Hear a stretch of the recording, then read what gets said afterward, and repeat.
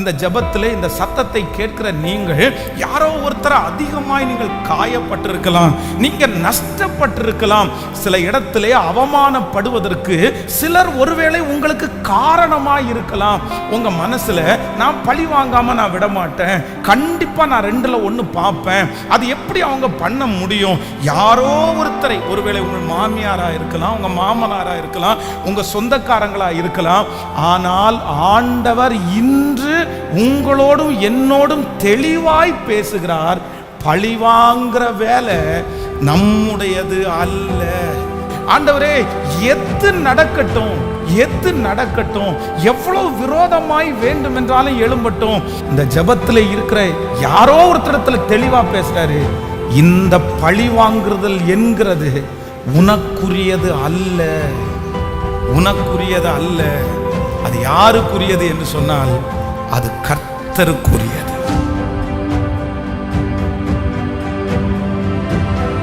கடந்த ஒரு 15 நாட்களாக நம்முடைய தமிழ்நாட்டில் இந்த திருநெல்வேலி பகுதியில் பார்த்தீங்க அப்படின்னு சொன்னால் நிறைய கொலைகள் நடந்து கொண்டே இருக்கிறது. இளம் வாலிப தம்பிகள் நிறைய பேர் கொலை செய்யப்பட்டு கொண்டிருக்கிறார்கள். கடந்த வாரத்திற்கு முந்தின வாரம் முழுக்க முழுக்க திருநெல்வேலியில் நிறைய இடத்துல எனக்கு கூட்டங்கள் இருந்துச்சு. ஆனால் அந்த கூட்டங்களிலே தங்கி இருக்கும்போது ஒரு பெரிய ஒரு கஷ்டமான நியூஸ் என்ன கேள்விப்பட்டேன் அப்படின்னு சொன்னால், இங்கே நிறைய கொலைகள் நடக்குது, அங்கே நிறைய ஆண்டவருடைய பிள்ளைகள் இருக்கிறார்கள், நிறைய சர்ச் இருக்குது. ஆனால் வாலிப பிள்ளைங்க நடு ரோட்டில் வெட்டி கொல்லப்பட்டு, அது அவர்களுக்கு அந்த கொலை ஆக்சிடெண்ட்டாக சொல்லப்பட்டு இந்த மாதிரி நடந்துகிட்டே இருக்குது அப்படின்றத கேள்விப்பட்டு ரொம்ப வருத்தமாயிடுச்சு. ஆனால் அங்கேருந்து ஊழியம் முடித்துட்டு வந்ததற்கு பிறகு செய்தித்தாள்கள் மூலமாக பார்க்கும்போது அடுத்ததாக ஒரு பெரிய கொலை திரும்பவும் போன வாரத்தில், நீங்கள் எல்லாம் நிறைய பேர் செய்தித்தாள்கள்லையும் இன்னும் அந்த யூடியூப் அந்த மாதிரி நீங்கள் கேள்விப்பட்டிருப்பீங்க. 2 சமுதாயத்திற்கு இடையே இருக்கிற அந்த பிரச்சனையினால், 2 குடும்பத்தினத்தில் இருக்கிற அந்த பிரச்சனையினால் கிட்டத்தட்ட ஒரு 30 ஆண்டுகளாக பல ஆட்கள் இந்த பக்கத்தில் சாகுறாங்க, அந்த பக்கத்தில் சாகுறாங்க அப்படின்றதெல்லாம் நீங்கள் நிறைய பேர் பார்த்துருப்பீங்க. அப்போ எனக்கு இது ஒரு ஃபஸ்ட் டைமாக நான் அப்படி கேள்விப்படுறேன். ஸோ நிறைய இந்த மாதிரி பிரச்சனை இருக்குது என்று தெரிந்தாலும், ஸோ இப்படியெல்லாம் இருப்பாங்களா, இப்படியெல்லாம் கொலை பண்ணுறதாங்க, அதுவும் நம்முடைய ஊரில் பண்ண முடியுமா அப்படின்ற அதை குறித்து நிறைய நான் யோசித்து நிறைய ஆராய்ச்சி போல் அப்படி செஞ்சேன். அப்போது செய்யும்போது எனக்கு நிறைய வித்தியாசமாக இருந்துச்சு. அப்படின்னா நம்ம ஊர்லேயா இப்படியெல்லாம் நடக்குது? என்ன அப்படின்னு சொன்னால், ரவுடிகள் தங்களை ரவுடிகளாய் காண்பித்து, என் கையில் கத்தி இருக்குது, என் கையில் துப்பாக்கி இருக்கிறத பெருசாக நினச்சிட்டு, தான் கூட ஆள் பலமாக இருக்கிறத காமிச்சிட்டு, அதை ஜெயிலில் போய் அங்கே தங்களுடைய குற்றங்களை பணத்தை கொடுத்து நிரூபிக்காமல் அப்படியே திரும்பி கொலை பண்ணுறது. ஒருத்தனுடைய பேரில் 5 கொலை, ஒருத்தனுடைய பேரில் 7 கொலை, இப்படியெல்லாம் இருக்கிறத பார்த்து நான் ரொம்ப பிரமிச்சு போனேன். நம்முடைய தமிழ்நாட்டில், நம்முடைய இந்தியாவில் சட்டங்கள் இப்படி இருக்குதே அப்படின்னு கஷ்டமாக இருந்துச்சு. இப்படிப்பட்ட குணத்தோடையே இருக்கிறார்கள். இதுக்கெல்லாம் என்ன ஆணி வேர்? இது எங்கேருந்து ஆரம்பிச்சிருச்சு? இதை யார் ஆரம்பிச்சா அப்படின்னு வரும்போது, இந்த பழி வாங்குதல் அப்படின்ற இந்த ஒன்றை நான் கண்டுபிடித்தேன். ஸோ இதற்காக நான் ஜெபம் பண்ணேன். இந்த செய்திக்காக நிறைய நான் தியானித்து, நான் யோசித்து அதற்காக ஜெபித்து கொண்டே இருந்தேன். கடந்த ஃபாஸ்டிங் ப்ரேயரில் இந்த பழி வாங்குதலை குறித்து பேசணும் அப்படின்னு ஒன்று நினச்ச மனசில், ஆனாலும் சரியான ஒரு நடத்துதல் இல்லாமல், ஆனால் இன்றைக்கு இந்த பழி வாங்குதலை குறித்து ஆண்டவர் என்னுடைய உள்ளத்திலே தெளிவாக ஆண்டவர் என்னுடைய உள்ளத்திலே பேசினார். ஆண்டவருடைய பிள்ளைகள் இதில் ரொம்ப கவனமாக இருக்க வேண்டிய அவசியம் உண்டு. ஸோ பழி வாங்குதல், இதை குறித்து தான் இன்றைக்கு நான் பேச போகிறேன். நம்முடைய வேதத்தை திறந்து ஒரு சில வசனங்களை நம்ம எல்லாருமே தெளிவாக நீங்கள் வாசிக்கும்படியாய் உங்களை அன்போடு கேட்கிறேன். முதலாவதாக ஒரு வசனத்தை, உபாகமம் 32ஆம் அதிகாரத்தினுடைய 35வது வசனத்தை வாசிக்க போகிறோம். 32ஆம் அதிகாரம் 35வது வசனம், பழி வாங்குவதும் பதில் அளிப்பதும் எனக்குரியது, ஏற்ற காலத்தில் அவர்களுடைய கால் தள்ளாடும், அவர்களுடைய ஆபத்து நாள் சமீபமாய் இருக்கிறது, அவர்களுக்கு நேரிடும் காரியங்கள் தீவிரித்து வரும். நல்லா கவனிங்க. முதலாவதாக ஆண்டவர் இந்த இடத்திலே எழுதி வைத்திருக்கிறார், பழி வாங்குதலும் பதில் அளிப்பதிலும் எனக்குரியது, அது கர்த்தருக்குரியது அப்படின்னு ஆண்டவர் சொல்லுகிறார். அடுத்த வசனத்தை ஒன்று வாசிக்கலாம். 2 சாமுவேல் 22ஆம் அதிகாரத்தினுடைய 48வது வசனத்தை வாசிக்கலாம். 2 சாமுவேல் 22ஆம் அதிகாரம் 48வது வசனம். அவர் எனக்காக பழிக்கு பழி வாங்கி ஜனங்களை எனக்கு கீழ்ப்படுத்துகிற தேவனானவர். நல்லா கவனிங்க, இரண்டாவது வாசித்த இந்த வசனத்திலையும் சங்கீதக்காரன் என்ன சொல்றார் அப்படின்னு சொன்னா, நான் ஆராதிக்கிற, நான் வணங்குகிற என் தேவனாகிய கர்த்தர் எனக்கு பழிக்கு பழி வாங்குகிறவர். என் எதிரியினிடத்திலே நான் பழிவாங்க வேண்டிய அவசியம் இல்லை, என் சத்துருனிடத்திலே நான் பழி வாங்க வேண்டிய அவசியம் இல்லை. எனக்காக யார் பழி வாங்குவாங்கன்னா, எனக்காக கர்த்தர் பழி வாங்குவார். எரேமியாவின் தீர்க்கதரிசன புஸ்தகம் 51ஆம் அதிகாரத்தினுடைய 36வது வசனத்தை வாசிக்க போறோம். 51ஆம் அதிகாரம் 36வது வசனம். ஆகையால் கர்த்தர் சொல்லுகிறது என்னவென்றால், இதோ நான் உனக்காக வழக்காடி உன் பழிக்கு பழி வாங்கி அதன் கடலை வறளவும் அதன் ஊற்றை சுவரவும் பண்ணுவேன். ஆகையால் கர்த்தர் சொல்லுகிறது என்னவென்றால், இதோ நான் உனக்காக வழக்காடி உன் பழிக்கு பழி வாங்கி. அப்போ ஆண்டவர் இந்த இடத்துல சொல்லுகிறார், நான் உனக்காக வழக்காடுவேன், நான் உனக்காக பழிக்கு பழி வாங்குவேன். இன்னொரு வசனத்தை கூட வாசிக்கலாம். ரோமரின் புஸ்தகம் 12ஆம் அதிகாரத்தினுடைய 19வது வசனத்தை வாசிக்க போகிறோம். ரோமர் 12ஆம் அதிகாரம் 19வது வசனம். பிரியமானவர்களே, பழி வாங்குதல் எனக்குரியது, நானே பதில் செய்வேன் என்று கர்த்தர் சொல்லுகிறார் என்று எழுதியிருக்கிறபடி நீங்கள் பழி வாங்காமல் கோபாக்கினைக்கு இடம் கொடுங்கள். நல்லா கவனிங்க, போதும், என்னை கவனமாய் கவனிங்கள். வேதத்தில் நம்ம வாசித்த இந்த வசனத்திலெல்லாம் ஆண்டவர் என்ன சொல்றார் அப்படின்னு சொன்னா, பழி வாங்குறதுல உன் கையில கொடுக்கல. இந்த உலகத்தில் எதிரிகள் உங்களுக்கு இருக்கலாம், நிறைய மன கஷ்டப்படுத்துறவர்கள் இருக்கலாம், சில நஷ்டங்களை வருவிக்கிறவர்கள் இருக்கலாம். ஆனா ஆண்டவர் என்ன சொல்றார் அப்படின்னு சொன்னா, இல்ல, நீங்கள் பழி வாங்குற அந்த வேலையை உங்க கையில நீங்க எடுக்க கூடாது என்கிறதுலே ஆண்டவர் ஒரு விஷயம் அல்ல, பல விஷயம் எழுதி வைத்திருக்கிறார். இந்த ஜெபத்திலே இந்த சத்தத்தை கேட்கிற நீங்கள் யாரோ ஒருத்தர் அதிகமாய் நீங்கள் காயப்பட்டிருக்கலாம், நீங்க நஷ்டப்பட்டிருக்கலாம், சில இடத்திலே அவமானப்படுவதற்கு சிலர் ஒருவேளை உங்களுக்கு காரணமாய் இருக்கலாம். உங்க மனசுல, நான் பழி வாங்காம நான் விட மாட்டேன், கண்டிப்பா நான் 2ல் 1 பார்ப்பேன், அது எப்படி அவங்க பண்ண முடியும்? யாரோ ஒருத்தரை, ஒருவேளை உங்கள் மாமியாரா இருக்கலாம், உங்க மாமனாரா இருக்கலாம், உங்க சொந்தக்காரங்களா இருக்கலாம். ஆனால் ஆண்டவர் இன்று உங்களோடும் என்னோடும் தெளிவாய் பேசுகிறார். பழிவாங்கிற வேலை நம்முடையது அல்ல.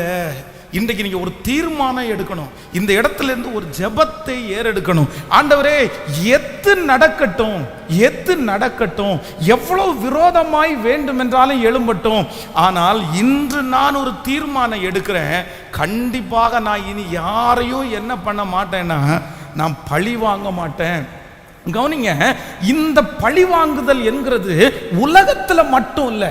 நம்ம என்னமோ செய்தித்தாளில் வாசிக்கிறோம், அவன் கத்தியை வச்சான், அவன் வெட்டினான், தலையை கட் பண்ணிட்டு போயிட்டான் அப்படின்னெல்லாம் நம்ம நிறைய வாசிக்கிறோம். ஆனால் கிறிஸ்தவர்கள், நான் தான் கத்தியை வச்சுக்கலையே, நான் அப்படி கொடூரமான கொலையாளி எதுவும் இல்லையே, நான் யாரை கொலை பண்ணேன், நான் அப்படியெல்லாம் கிடையாது, நான் பழி வாங்குற எண்ணம் எல்லாம் எனக்கு இல்லை. ஒன்று நினைத்து கொள்ளுகிற, அவங்க நிறைய பேர் கத்தியை வச்சுட்டு பழி வாங்குறாங்க. ஒவ்வொருத்தருமே பழி வாங்குறதற்கென்று சிலர் ஒவ்வொரு ஆயுதத்தை வச்சிருக்கிறாங்க. பாருங்க, சிலர் பழி வாங்குறது எப்படி பழி வாங்க தெரியுமா? பேசுறத விட அமைதியாக்கிடுவாங்க. நான் பேச மாட்டேன், நான் பேச மாட்டேன், பேசாம பழி வாங்குவாங்க. சிலர் பேசி பழி வாங்குவாங்க, சிலர் சண்டை போட்டு பழி வாங்குவாங்க, சிலர் மூட்டி கொடுத்து பழி வாங்குவாங்க. நல்லா கவனிச்சுங்க, பழி வாங்கிறது என்கிறது வெறும் கத்தியை தூக்கிட்டு இன்னொருத்தரை வெட்டுறது மட்டும் பழி வாங்கிறது கிடையாது. உங்க மனசுக்குள்ள மனைவிய, கணவனை இப்படி பண்ணிட்டாங்க, நான் உனக்கு இப்படி பண்ணுவேன், நீ அனுபவிக்கணும், நீ எப்படி இப்படி பண்ணலாம் அப்படின்னு உங்களுடைய மனசுக்குள்ளே இருக்கிற கசப்பு அவர்களுக்கு விரோதமாய் பேசுவதற்கும் செய்வதற்கும் உங்களை வழிநடத்துமானால் நான் நம்புகிறேன் நீங்களும் ஒரு விதத்தில் எப்படி தான் இருக்கிறீங்க அப்படின்னு சொன்னால் பழி வாங்குற குணத்தோடு தான் இருக்கிறீர்கள். உங்களுக்கு கையில் கத்தி இல்லை சிஸ்டர், உங்கள் கையில் கத்தி இல்லை பிரதர். ஆனால் என்ன தெரியுமா இருக்குது, கத்திய மாதிரி நிறைய பேருக்கு வார்த்தை இருக்குது. நிறைய பேருக்கு வார்த்தை இருக்குது. நிறைய பேர் இதிலெல்லாம் நிறைய பேர் அவ்வளோதான், பேசாமல் இருந்தே பழி வாங்கிடுவாங்க, வராமல் இருந்தே பழி வாங்கிடுவாங்க. ஆனால் ஆண்டவர் இந்த ஜெபத்தில் இருக்கிற யாரோ ஒருத்தரத்தில் தெளிவாக பேசுகிறாரு, இந்த பழி வாங்குறதல் என்கிறது உனக்குரியது அல்ல, உனக்குரியது அல்ல. அது யாருக்குரியது என்று சொன்னால் அது கர்த்தருக்குரியது. ஆமென் சொல்லுங்கள். என்னுடைய தேவனாகிய கர்த்தர் நமக்காக பழி வாங்குகிறவர். இந்த உலகத்தில் இருக்கிற மனிதர்கள் சொல்லுகிறார்கள், மனிதன் அன்று கொல்லுவான், தெய்வம் நின்று கொள்ளும் அப்படின்னு சொல்லுவாங்க ஒரு பழமொழியாக. ஆனால் உண்மையிலே சில நேரத்தில் ஆண்டவர் உங்களுக்கு விரோதமாய் எழும்புகிற, உங்களுக்கு விரோதமாய் கிரியை செய்கிற சில காரியங்களை உடனே ஆண்டவர் செய்ய மாட்டார். உடனே ஆண்டவர் செய்ய மாட்டார். ஆண்டவர் பொறுத்திருப்பார், ஆண்டவர் அமைதியா இருப்பார், ஆண்டவர் திருந்துவதற்கு வாய்ப்பு கொடுப்பார். ஆண்டவர் மனம் திரும்புதலுக்கு, மன்னிப்பு கேட்பதற்கு ஆண்டவர் கண்டிப்பாக வாய்ப்பு கொடுத்து, அது இல்லாத பட்சத்திலே தான் கர்த்தருடைய தண்டனையினுடைய பிரம்பு அவர்களுக்கு நேராய் வருகிறது. அப்போ நான் நம்புறேன் ஆண்டவர் நமக்காக பழி தீர்க்கிற கர்த்தராய் இருக்கிறார். நீங்க ஒரு நடந்த சம்பவத்தை சொல்கிறேன். ஒசூரில் ஒரு தேவனுடைய ஒரு ஒரு ஒரு நல்ல ஒரு ஊழியக்காரர் ஒசூரில் இருந்தார். அவங்க அவருடைய ரொம்ப நல்ல தேவ மனுஷன், ரொம்ப அழகாய் ஊழியம் செய்கிறவர். அவர் பேர் ஆரோக்கியசாமி. இந்த ஆரோக்கியசாமி அங்கே ஊழியம் பண்ணிட்டு இருக்கும்போது பக்கத்தில் இருக்கிற ஒரு ரவுடி அடிக்கடி அவர் என்ன சொல்லுவார் அப்படின்னு சொன்னால், இந்த பாரு உன்னை ஒரு நாள் மண்ணெண்ணை ஊற்றி நான் உன்னை கொளுத்திடுவேன், ஒரு நாள் உன்னை மண்ணெண்ணை ஊற்றி நான் கொளுத்திடுவேன். ஸோ இதனால் இந்த ஊழியர் ரொம்ப பயந்துட்டார்.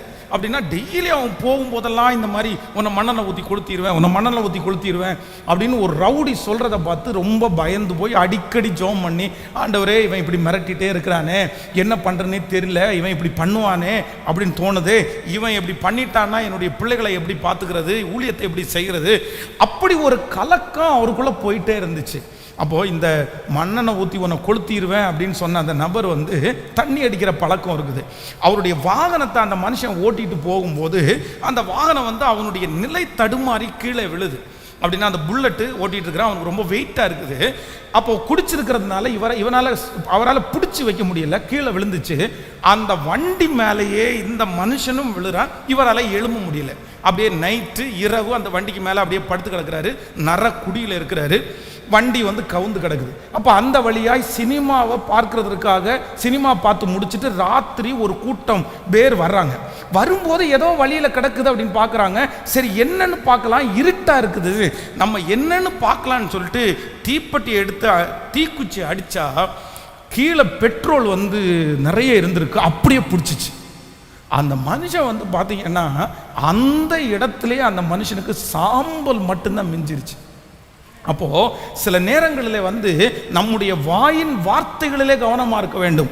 இன்னொன்று நினைத்து கொள்ளுங்கள், சில காரியத்தில் சிலருக்கு தண்டனை இல்லாததுனால, உடனே தண்டனை கிடைக்காததுனால என்ன வேணாலும் செஞ்சிடலான்னு நினைக்கிறாங்க.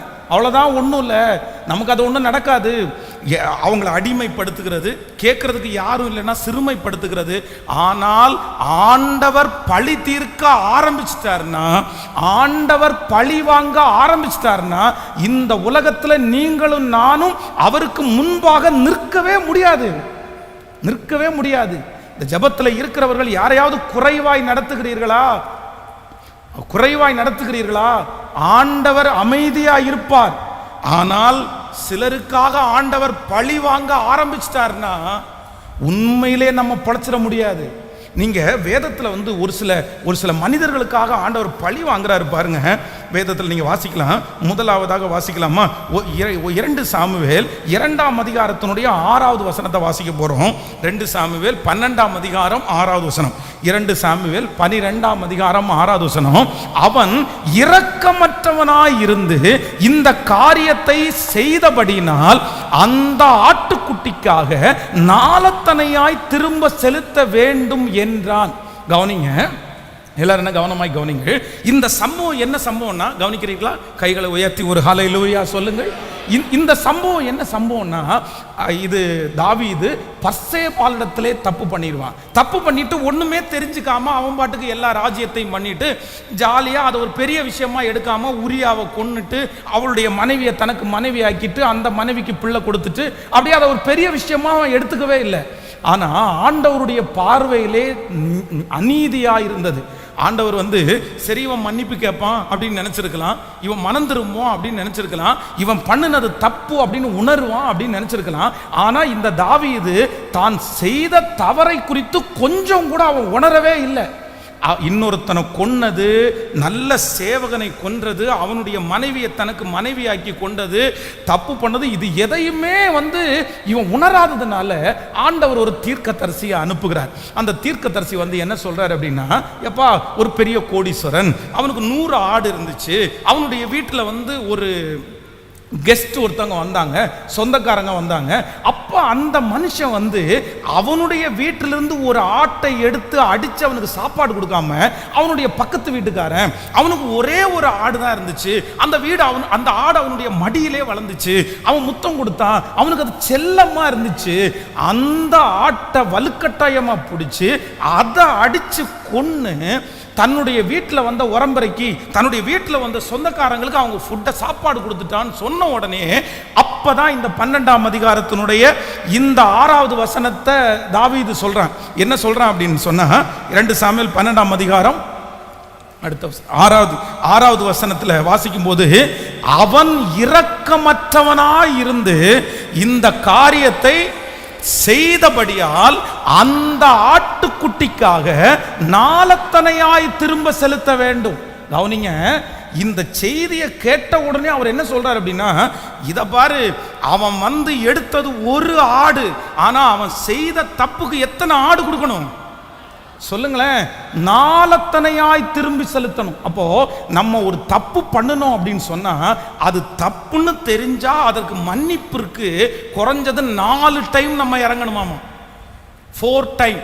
இது எங்க படிக்கிறோம்னா புதிய ஏற்பாட்டில் வர்றோம். புதிய ஏற்பாட்டில் வரும்போது ஆண்டவர் சகேயுவை சந்திக்கிறார். சகேயுவே சீக்கிரமா இறங்கி வா, உன் வீட்டில் இன்றைக்கு தங்க வேண்டும்னு சொல்லி அந்த வீட்டுக்குள்ள பிரவேசித்த உடனே அவன் என்ன சொல்றான்னா, ஆண்டவரே, நான் யாரிடத்துல ஆகிலும் அநியாயமாய் வாங்கினது உண்டானால் அவர்களுக்கு எப்படி கொடுக்குறேன்? நாலத்தனையாய் திரும்பி தர்றேன். அப்போ நீங்க செஞ்சது தப்பு, நீங்க அடுத்தவங்களை வஞ்சிச்சிட்டீங்க அப்படின்னா பைபிள் பிரகாரம் அதனுடைய மன்னிப்புக்கு குறைஞ்சது எத்தனை டைம் கேட்கணுமா? நமக்கு நிறைய பேருக்கு இன்னைக்கு ஒரு டைம் சாரி சொல்றதுக்கே நிறைய பேருக்கு வருத்தமா இருக்குது. தெரியாம சொல்லிட்டேன், அதெல்லாம் சொல்லியிருக்க முடியாது எப்படின்னு. ஆனா உண்மையான மனம் திரும்புதல் அப்படின்றது இப்போ ஒரு டைம் சாரி, அதுக்கப்புறம் 6 மாசம் தாண்டி அவரை சந்திக்கும் போது, சாரி பிரதர், அதான் ஏற்கனவே சொல்லிட்டீங்களே, ஆனாலும் என் மனசுக்கு கஷ்டமா இருக்குது. அடுத்து ஒரு 2 மாசம் தாண்டி அவரை சந்திக்கும் போது, பிரதர் சாரி பிரதர், அப்படி எத்தனை டைம் கேட்கணுமா மாமா? 4 முறை. இப்போ தாவீது என்ன சொல்றாரு அப்படின்னு சொன்னா, அந்த மனுஷன் செய்த தவறுக்காக 4% டைம் கொடுக்கணும்பா, 4 ஆட்டுக்குட்டியை கொடுக்கணும்பா. இது அவனுடைய வாயிலிருந்து புறப்பட்ட வார்த்தை. கர்த்தர் பழி வாங்க ஆரம்பிச்சதுக்கு பிற்பாடு தாவீது எத்தனை இழந்தான் தெரியுமா? 4 இழந்துட்டான். நம்பர் 1, முதலாவது பர்சேபாளிடத்தில் அவன் பெற்றெடுத்த பிள்ளை மரித்து போனது. 2வது அம்னோன் அவனுடைய பிள்ளை மரித்து போனான். 3வது அழகான ஆண் பிள்ளை அப்சலோம் அவன் கொல்லப்பட்டு மரித்து போனான். 4வது அதோனியா அவனுடைய மகன் கொல்லப்பட்டான். இந்த தான் செய்த தவறுக்காக 4 முறை தீர்க்கணும் நாங்க. ஆனால் ஆண்டவருக்கு பிரியமானவனாய், ஆண்டவருக்கு உகந்தவனாய், ஆண்டவருடைய இருதயத்திற்கு ஏற்ற தாசனாய் இருந்த போதிலும் கர்த்தர் பழி வாங்குற நாளில் அவன் எத்தனை முறை திரும்பி கொடுக்க வேண்டியதா இருந்துச்சுன்னா 4 திரும்பி தர வேண்டியது இருந்துச்சு. ரொம்ப கவனம். ஒவ்வொரு பெற்றோரும் கவனமாயிருங்கள். சில நேரத்தில் நம்ம செய்த தவறுகள் 4ஆம் தலைமுறை மட்டும் விசாரிக்கப்படும். 4ஆம் தலை. தாவீது தப்பு பண்ணினான், தாவீது இழந்தான், தாவீது கர்த்தருக்கு விரோதமாய் செய்தான், தாவீது தான் செய்த தவறை உணரவில்லை. ஆனால் யாருக்கு பனிஷ்மெண்ட் தெரியுமா? யாருக்கு பனிஷ்மெண்ட் தெரியுமா? தாவீது பெற்றெடுத்த பிள்ளைகளுக்குத்தான் தண்டனையை அனுபவித்தார்கள். ஒவ்வொரு தாயும் தகப்பனும் இதை குறித்து ரொம்ப ஜாக்கிரதையா இருக்கணும். ஆண்டவர் பழி வாங்குற நாளிலே எந்த கணவனும் எந்த மனைவியும் தப்புவிக்கவே முடியாது. இப்போ இந்த செய்தி நேரத்தில் ஆண்டவர் உங்கள்கிட்ட பேசிட்டு இருப்பாரே, ஆனால் கண்டிப்பாக நீங்கள் கர்த்தர் சமூகத்தில் உங்களை ஒப்பு கொடுங்க. ஆண்டவரே, உங்களுடைய இரக்கம் எங்களுக்கு கிடைக்கட்டும், உங்களுடைய மன்னிப்பு எங்களுக்கு கிடைக்கட்டும். நீங்கள் பழி வாங்குற அந்த நாளுக்கு கண்டிப்பாக உங்களை நாங்கள் விட மாட்டோம், இரக்கம் செய்யும் என்று கேளுங்கள். கண்டிப்பாக அவருடைய இரக்கம் முடிவே இல்லாத இரக்கம். கைகளை உயர்த்தி ஆமோதிக்கிறவர்கள் ஆமேன். கைகளை உயர்த்தி சொல்லுங்க, உங்களுடைய இரக்கத்திற்கு முடிவே இல்லை. முழு பலத்தோடு கூட ஆண்டவரே, நான் செய்த தவறுகளுக்காக நீர் ஒரு நாளும் எங்களுக்காக பழிக்கு பழி வாங்க வேண்டாம். உம்முடைய பழி வாங்குதலுக்கு நாங்கள் நிற்க முடியாது. சொல்லுங்க, ஆண்டவரே நாங்கள் நிற்க முடியாது. முழு பலத்தோடு சொல்லுங்க, தகப்பனே நாங்கள் நிற்க முடியாது. ஆமென். ஆண்டவர் நமக்காக பழி வாங்குகிறவர்கள். நீங்க இன்னொரு வசனத்தை கூட வாசிக்கலாம். 1 சாமுவேல் 15ஆம் அதிகாரத்தினுடைய 2வது வசனத்தை வாசிக்க போகிறோம். 1 சாமுவேல் 15ஆம் அதிகாரத்தினுடைய 2வது வசனம், சேனைகளின் கர்த்தர் சொல்லுகிறது என்னவென்றால், இஸ்ரவேல் எகிப்திலிருந்து வந்தபோது அமலேக்கியர் அவர்களுக்கு வழிமறித்திய செய்கையை மனதிலே வைத்திருக்கிறேன். என்ன சொல்றாரு? இன்னொரு வாசிக்கலாம். சேனைகளின் கர்த்தர் சொல்லுகிறது என்னவென்றால், இஸ்ரவேலர் எகிப்திலிருந்து வந்தபோது அமலேக்கு அவர்களுக்கு வழிமறித்த செய்கையை மனதிலே வைத்திருக்கிறேன். இது எப்ப நடந்தது? நீங்க வாசிங்க. யாத்திராகமம் 17ஆம் அதிகாரம் 8வது வசனத்திலிருந்து வாசிக்கலாமா? அமலேக்கியர் வந்து ரவிதீமிலே இஸ்ரவேலரோட யுத்தம் பண்ணினார்கள். அப்பொழுது மோசே, யாத்திராகமம் 17ஆம் அதிகாரம் 9வது வசனம், அப்பொழுது மோசே ஜோஷுவாவை நோக்கி, நீ நமக்காக மனிதர்களை தெரிந்து கொண்டு புறப்பட்டு அமலேக்கியரோட யுத்தம் பண்ணு. நாளைக்கு நான் மலை உச்சியிலே தேவனுடைய கோலை என் கையிலே பிடித்து கொண்டு நிற்பேன் என்றான். இப்பொழுது வாங்க 15வது வசனத்துக்கு வாங்க. 15வது வசனம் 16வது வசனம் வாசிக்க போறோம். மோசே ஒரு பலிபீடத்தை கட்டி அதற்கு யெகோவா நிசி என்று பேரிட்டான். அமலேக்கியன் கர்த்தருடைய சிங்காசனத்துக்கு விரோதமாய் இருந்தபடினால் தலைமுறைக்கும் அவனுக்கு விரோதமாய் கர்த்தருடைய யுத்தம் நடக்கும் என்று கர்த்தர் சொன்னார். நல்லா கவனிங்க. கிட்டத்தட்ட 396 வருஷம், 396 396 வருஷத்துக்கு முன்னாடி நடந்த அந்த அமலேக்கியர்கிட்ட செய்த அந்த விஷயத்தை கர்த்தர் என்ன பண்ணினாராமா? மனசிலே வைத்திருந்தாராமா. தன் ஜனங்களுக்கு விரோதமாய், தன் பிள்ளைகளுக்கு விரோதமாய். நான் நம்புறேன், சிலர் நமக்கு விரோதமாய் செய்கிறதை நாமே மறந்தாலும், நம்முடைய சன்னதிகள் மறந்தாலும், ஆண்டவர் எப்படி வச்சிருப்பாராமா? கணக்கிலே வைத்திருப்பார். தேவனுடைய அலங்கத்தை கட்டின தேவனுடைய மனிதர்கள், திறப்பில் நின்ற தானியேல் என்கிற தேவனுடைய மனிதன், இப்படிப்பட்ட தீர்க்கதரிசிகள் எல்லாம் ஜெபிக்கும் போது ஒரு வார்த்தையை அவங்க ஜெபிக்கிறதுக்கு மறக்கவே இல்லை. என்ன ஜெபம் தெரியுமா? நானும் என் தகப்பன் வீட்டாரும் பாவம் செய்தோம். நானும், சொல்லுங்க, அவங்க எப்போ ஜெபம் பண்ணினாலும் மன்னிப்புன்னு ஒன்று கேட்கும்போது தங்களுக்காக மட்டும் அவங்க மன்னிப்பு கேட்கல. யாருக்காகவும் மன்னிப்பு கேட்டாங்க? சொல்லுங்க. அவங்களுடைய முன்னோர்கள் செய்த தவறுக்காக, பரம்பரையாய் செய்த தவறுக்காக அவர்கள் தேவனிடத்தில் மன்னிப்பு கேட்டார்கள்.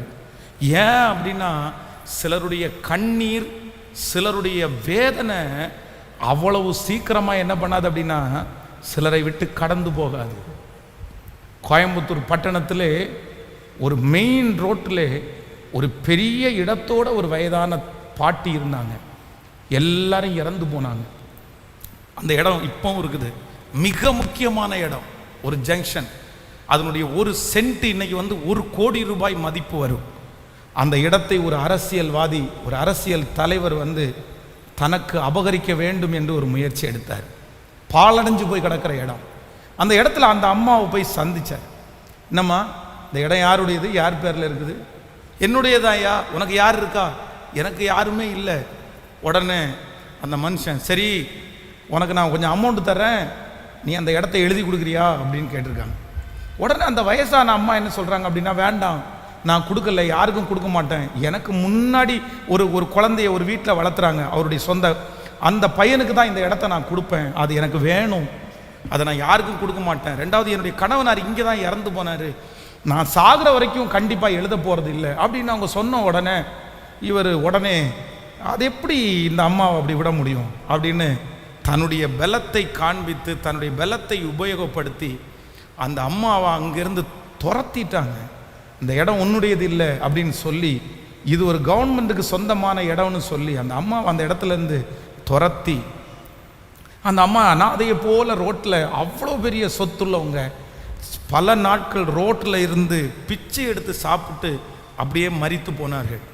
அந்த இடம், அந்த அம்மா இறந்து போனதுக்கு அப்புறம் ஒரு பெரிய பில்டிங் கட்டப்பட்டு அதில் ஒரு பெரிய வருமானத்தை பார்க்குற நோக்கத்தோட அந்த நபர் அதில் இறங்கி செஞ்சார். அவருக்கு இருந்தது ஒரே ஒரு மகன், ஒரே ஒரு மகன். ஆனால் கொடுமை என்னன்னா, ஒரு மனசுக்கு ரொம்ப கஷ்டமான விஷயம், அந்த ஒரு மகன் எந்த சொத்தையும் அனுமதிக்க முடியாதபடி பைத்தியமாக்கப்பட்டான். என்ன சொல்கிறாங்க, யார் சொல்கிறாங்க, எதுவுமே அவனுக்கு தெரியாது. இன்னைக்கும் கண்ணுக்கு முன்னாடி எதையுமே அனுபவிக்க முடியாமல் அந்த மனுஷன் இருக்கிறார். அதனால ஆண்டவருடைய பிள்ளைகளே, ரொம்ப கவனமாக கவனிங்க, ரொம்ப கவனமாக கவனிங்க. ஆண்டவர் பழி வாங்க ஆரம்பிச்சா நம்ம யாருமே என்ன பண்ண முடியாதுன்னா, நிலை நிற்கவே முடியாது, நிலை நிற்கவே முடியாது. அதனால் கர்த்தருடைய சமூகத்தில் தாழ்மையோடு இருங்க. ஆண்டவரே, இன்னைக்கு ஊழியக்காரர் சொல்றது போல என் கைகளை உயர்த்தி நான் ஒன்று சொல்கிறேன், இனி மரணம் வரைக்கும், இந்த உலகத்தில் இருக்கிற வரைக்கும் என் மனசறிஞ்சு, எனக்கு தெரியும் இந்த சத்தத்தை கேட்குற யாரோ ஒருத்தர், உங்கள் மனைவி உங்களுக்கு செய்த துரோகமாக இருக்கலாம், கஷ்டமாக இருக்கலாம், உடைய கணவன் உங்களை பண்ணின பிரச்சனையாக இருக்கலாம், துரோகமாக இருக்கலாம், பழி வாங்குற எண்ணம் உங்களுடைய இருதயத்துக்குள்ள வந்துட்டே இருக்கலாம். ஆனா ஆண்டவர் உங்களுக்கு வாக்கு கொடுக்கிறார், மகனே, நீ பழி வாங்கி நீ என்ன செய்ய போகிறாய்? பழி வாங்குதல் உனக்குரியதா அல்ல. அந்த நபரிடத்தில் பழி வாங்குறது உனக்குரியதா அல்ல. நீ பட்ட காயம் ரொம்ப பெருசு, நீ பட்ட அவமானம் ரொம்ப பெரியது. என்னை இவ்வளவு அவமானப்படுத்திட்டாங்க, உங்களுக்குள்ள இருக்கிற அந்த கோபத்தை தணிக்கவே முடியல. ஆனால் ஆண்டவர் இன்றைக்கு தெளிவாக உன் கரத்தை பிடித்து கர்த்தர் பேசுறாரு, இல்ல இந்த வேலை உன்னுடையது கிடையாது, அதை என் கையில விட்டு நான் உனக்காக யுத்தம் பண்ணி உன் வழக்காடிகளோட நான் வழக்காடி, ஆமேன், உன்னோடு கூட இருக்கிறவர் பெரியவர் என்கிறதை நான் நிரூபிப்பேன். உன்னாலே தண்டனை கொடுக்க முடியாது, உன்னாலே அந்த மனுஷனுக்கு எதுவும் செய்ய முடியாது, நான் பார்த்து கொள்ளுகிறேன், நான் பார்த்து கொள்ளுகிறேன். ஹல்லேலூயா.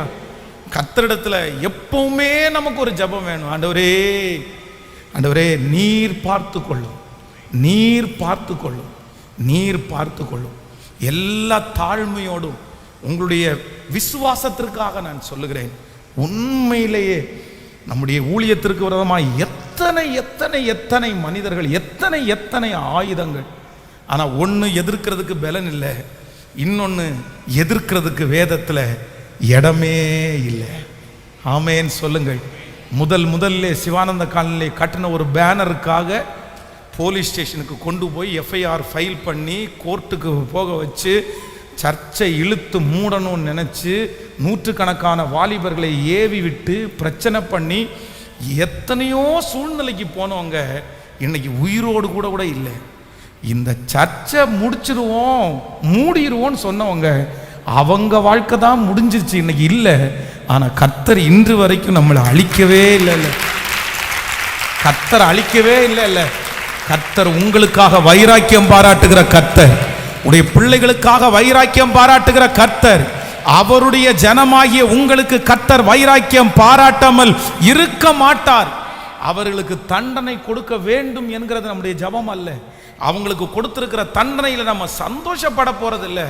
ஆனால் நான் நம்புறேன், மிஞ்சும் கோபத்தை அடக்குகிற கர்த்தர், பழி வாங்குதலை யாருடைய கையிலையும் கர்த்தர் கொடுக்காம அவர் யார் கையில் வச்சிருக்கிறாருன்னா அது என்னுடையது. இங்க உலாவுகிற ஆவியானவர், இங்க உலாவுகிற இயேசு இன்னைக்கு உங்க முன்னாடி வந்து நின்று என்ன சொல்றாருன்னா, மகனே மகளே, பழி வாங்குதல் எனக்குரியது, பழி வாங்குதல் எனக்குரியது, வழக்காடுதல் எனக்குரியது. இதை நன்றாய் அறிந்து கொண்டவன் தான் ஈசாக்கு. ஏசேக்கில் அவனோடு வாக்குவாதம் பண்ணினாங்க. சித்னாவில் அவனுடையதை அவர்களுடையது என்று பிடுங்கி கொண்டார்கள். அவனுடைய உழைப்பு, அப்பாவுடைய உழைப்பு எல்லாத்தையுமே பிடுங்கி கொண்டாங்க. ஆனால் ஈசாக்கு ஒன்று மட்டும் தெரிஞ்சான், இவர்களோட வழக்காடுவதோ பழி வாங்குறதோ ஏன் வேலை இல்லை. சித்னாவையும் விட்டுட்டு ரகபோத்துக்கு போனா வேதம் சொல்லுது, கர்த்தர் அவனுக்கு அங்கே இடம் உண்டாக்கினார். ஈசாக்கு விதை விதைத்தான், கர்த்தர் அவனுக்கு 100 மடங்கு பலனை கர்த்தர் தந்தார். யோசேப்பு பெரிய அதிகாரியாய் உயர்த்தி மேடையின் மேல் உட்காரும் போது தன் சகோதரர்கள் எல்லாம் வந்து முன்னாடி நிற்கும் போது அவர்களே இவன் பழி வாங்கிடுவான்னு நினைக்கும் போது யோசேப்பு ஒரு ஸ்ட்ராங்கான டிசிஷன் எடுத்தான். பழி வாங்கிறது எனக்குரியது அல்லப்பா, அது கர்த்தருக்குரியது. நான் உங்களை ஒன்றும் பண்ண மாட்டேன், ஒன்றும் செய்ய மாட்டேன்னு ஒரு முடிவு எடுத்தான்.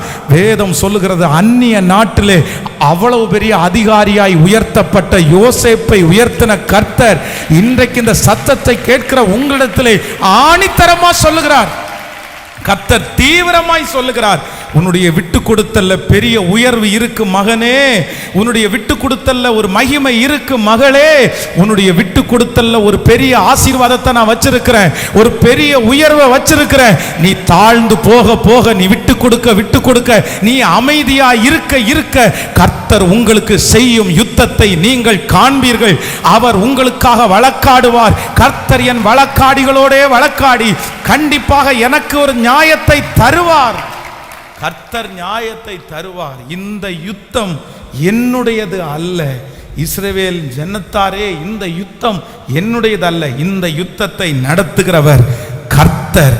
நீங்கள் நின்று கொண்டு கர்த்தர் உங்களுக்கு செய்யும் ரட்சிப்பை நீங்கள் காண்பீர்கள்.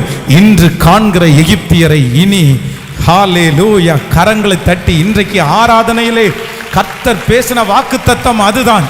நீங்க கரங்களை தட்ட தட்ட அந்த எகிப்தியர்கள், ஓ ஹல்லேலூயா, அந்த விரோதமான சக்திகள் அது முழுவதும் ஒன்றுமில்லாமல் முழுவதுமாய் நிர்மூலமாக்கப்பட்டு எனக்காக வழக்காடுகிறவர், எனக்காக யுத்தம் பண்ணுகிற கர்த்தர். ஆமேன். ஒரு 3 காரியத்தை உங்களுக்கு வேகமாய் சொல்லி உங்களுக்காக ஜெபித்து முடிக்க போகிறேன்.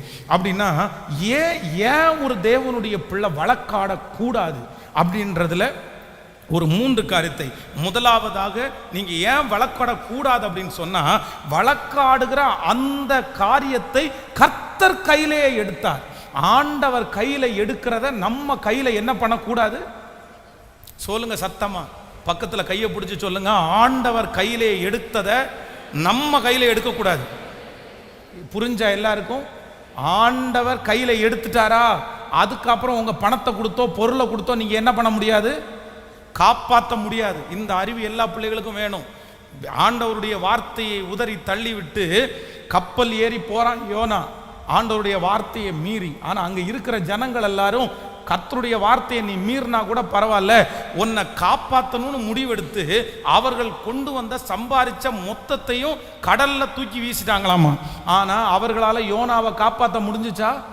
கண்டிப்பா காப்பாற்ற முடியல. ஏன்னா யோனாவுடைய பிரயாணம் யார் கையில இருக்குது? கர்த்தர் கையில இருக்குது. கர்த்தர் கையில எடுத்ததை கண்டிப்பாக உங்க கையில எடுக்கக்கூடாது. சிலரை ஆண்டவரே உருவாக்குவார், சிலரை ஆண்டவரே சில இடத்துல உட்கார வைப்பார், சிலரை சில இடத்துல வந்து நமக்கு பரிதாபமா இருக்கும், நமக்கு கஷ்டமா இருக்கும். அவங்க வாழ்க்கையை பார்க்கும்போது நம்ம ஏதாவது செய்யணும்னு நம்ம நினைப்போம். ஆனா ஆண்டவரே தான் அவங்கள அந்த சிச்சுவேஷன்ல கொண்டு போவாரு. நீங்க பிள்ளை பாசத்துல, அப்பா அம்மா பாசத்துல, குடும்பத்தினுடைய பாசத்துல போய் பிள்ளை கர்த்தருடைய கைதான் அவன் மேல இருக்குன்னு தெரிஞ்சும் நீங்க போய் செயல்பட்டீங்கன்னா உங்களுடைய பணமும் உங்களுடைய நேரமும் தான் வீணே தவிர கர்த்தரால தான் அந்த மனுஷனை ஆசீர்வதிக்கப்பட முடியும். சில நேரத்தில் அம்மா அப்பா ரொம்ப கவனமாக இருக்கணும். சில நேரத்தில் பிள்ளைகள் பாடுபடும் போது உங்கள் இருதயம் கொந்தளிக்கிறது தவறல்ல. உங்கள் இருதயம் வருத்தப்படுத்தி எப்படியாவது அவனை காப்பாற்றணும்னு நினைக்கிறது தவறல்ல. ஏன்னா ரத்தம். ஆனால் ஒன்று நினைத்து கொள்ளுங்கள், உங்கள் பிள்ளைய கர்த்தர் அந்த பாதையில் நடத்துறாருன்னா நீங்கள் உங்கள் பிள்ளைகிட்ட என்ன சொல்லணும்னா, ஆண்டவர் உன்னை இந்த பாதையில் நடத்துறாரு, நீ ஜெபம் பண்ணு, கர்த்தரை தவிர வேற யாரும் உன்னை தூக்கி எடுக்க முடியாது, என்னால ஒண்ணுமே உனக்கு பண்ண முடியாதுன்றத நீங்க தெளிவுபடுத்திடணும். ஆனா நிறைய அம்மா அப்பாங்க பண்ற பெரிய தவறு என்ன அப்படின்னா, கர்த்தர் எடுக்க வேண்டிய பொறுப்பை இவங்க கையில எடுக்கிறதுனால ஆண்டவரும் செய்ய முடியாது, இவங்க செஞ்சா திருப்தியும் ஆகாது. நான் சொல்றது எத்தனை பேருக்கு புரியுது? கர்த்தர் கையிலே எடுக்க வேண்டியதை நம்பர் 1, முதலாவதாக நான் ஏன் பழி வாங்க கூடாதுன்னா, அது ஏன் வேலை இல்லை, அது யார் வேலைன்னா கர்த்தர் வேலை. எல்லாரும் சொல்லுங்க பார்க்கலாம், அது கர்த்தருடைய வேலை. நம்பர் 2, ரெண்டாவதாக ஒரு காரியத்தை நம்ம வேகமாக நம்ம வாசிக்கலாமா? நம்முடைய வேதத்தை திறந்து 2 சாமுவேல் 3ஆம் அதிகாரத்தினுடைய 27வது வசனத்தை நம்ம வாசிக்க போகிறோம். 2 சாமுவேல் 3ஆம் அதிகாரத்தினுடைய 27வது வசனத்தை வாசிக்கலாம். அப்னேயர் எப்ரோனுக்கு திரும்பி வருகிற போது யோவாப் அவனோடே ரகசியமாய் பேச போகிறவனை போல அவனை ஒலிமுக வாசலின் நடுவே ஒரு பக்கமாய் அழைத்து கொண்டு போய் தன் தம்பி ஆசகேலுடைய இரத்த பழியை வாங்க அங்கே அவனை வயிற்றிலே குத்தி போட்டான். நல்லா கவனமாக கவனிங்க, என்னை கவனிச்சா உங்களுக்கு புரியும். இந்த இடத்துல என்ன நடக்குது அப்படின்னு சொன்னா, அப்னேயர் அப்படின்ற ஒருத்தர் இருக்கிறாரு, அதுக்கப்புறம் யோவாப் அப்படின்ற இருக்கிறாரு. இந்த யோவாப் அப்படின்றது யார் அப்படின்னா, தாவீதுனுடைய படை தளபதி தான் இந்த யோவாப். அப்படின்னா தாவீது போகாத இடத்துல, தாவீது நிற்க முடியாத இடத்துல, தாவீதுனுடைய இடத்தை ஃபில் பண்றதுக்குன்னு ஒருத்தரை வச்சிருக்காங்கன்னா அது யோவாப் தான். தாவீதற்கு அடுத்தபடி யாருன்னு கேட்டா எல்லாருமே யோவாப் அப்படின்னு தான் சொல்லுவாங்க. சில யுத்தத்திற்கு தாவீதால போக முடியாத இடத்துல யோவாப்பை அனுப்பி அந்த யுத்தத்தை பினிஷ் பண்ணி ஜெயக்கொடி ஸ்தம்பத்தை நாட்டிட்டு அவர் வந்துருவாரு. அவ்வளவு முக்கியமானவன் இந்த யோவாப். ஆனா என்ன நடக்குது அப்படின்னா, இந்த யோவாப்பினுடைய சகோதரன் அப்னேர் என்கிற இந்த சகோதரன் எதேர்ச்சியா ஒரு சூழ்நிலையில அவனை சாகடிக்க வேண்டிய ஒரு சூழ்நிலை உண்டாகும். ஆனால் இந்த யோவாவுக்கு மனசுக்குள்ள அதை குறித்த ஒரு வைராக்கியம், என்னதான் இருந்தாலும் என்னுடைய சகோதரனை நீ கொன்னுட்டியே அப்படின்ற அந்த வஞ்சகம், அந்த காயம் அந்த யோவாவுக்குள்ள அப்படியே இருக்கிறது. ஆனால் இந்த அப்னேயர்ன்றது யார் அப்படின்னா, நீங்கள் ஒரு வசனத்தை வாசிப்பீர்களான்னு உங்களுக்கு தெரியும், எடுத்துக்கொள்ளலாமா? ஒரு வசனத்தை வாசிக்கலாம். 2 சாமுவேல் 13ஆம் அதிகாரத்தினுடைய 32வது வசனத்தை வாசிக்கலாம். 2 சாமுவேல் 13ஆம் அதிகாரத்தினுடைய அப்பொழுது 32வது வசனம், 13ஆம் அதிகாரம் 32வது வசனம். அப்பொழுது தாவீதின் தமையனாகிய சிமியாவின் குமாரன் யோனதாப் வந்து ராஜகுமாரனாகிய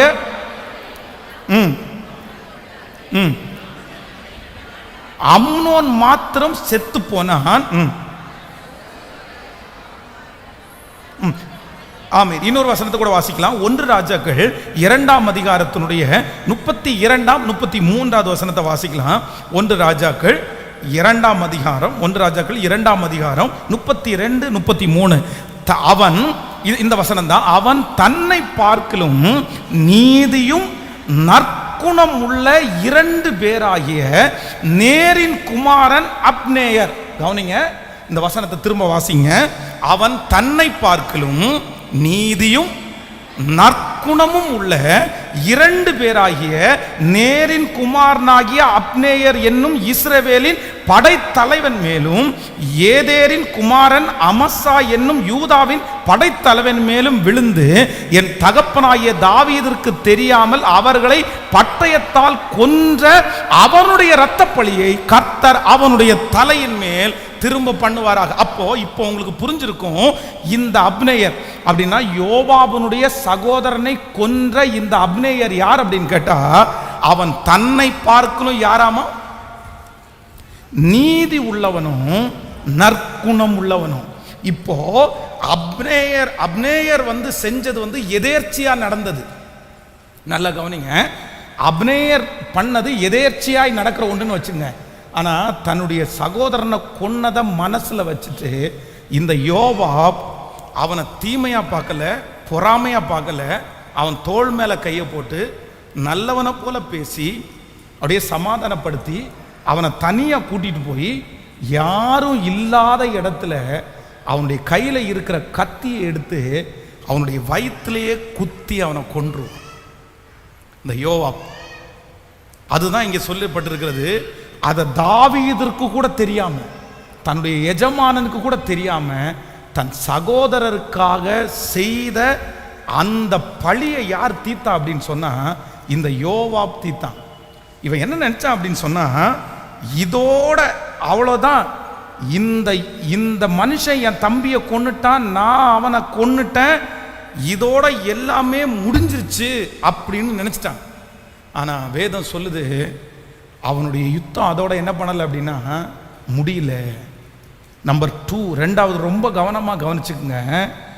நீங்க பழி வாங்கணுன்ற ஒரு எண்ணத்துக்குள்ள வந்து இவனை இப்படி பழி வாங்கினதோட முடிஞ்சிருச்சுன்னு நினைக்கிறீங்க.